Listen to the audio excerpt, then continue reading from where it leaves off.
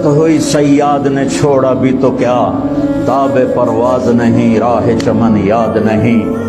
ये शेर मुझे बहुत तड़पाता है कि एक शिकारी घोंसले से छोटा परिंदा उठा के लाया, पिंजरे में बंद कर दिया, एक प्याली में चावल एक प्याली में पानी रख दिया, वो वही खाए वही पिए वही फड़फड़ाए, वो जाने यही मेरा जहान है।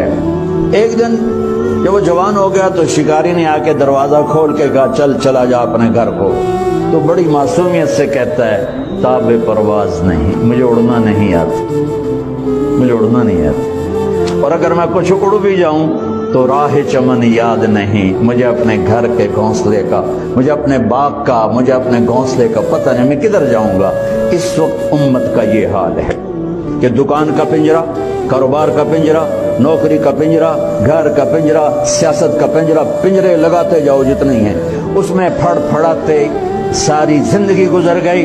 अब इस मुबारक मेहनत के जरिए से पैगाम मिलता है कि ये अल्लाह के पैगाम को लोगों तक पहुंचाना है, तो कहते हैं ताबे परवाज नहीं राह चमन याद नहीं।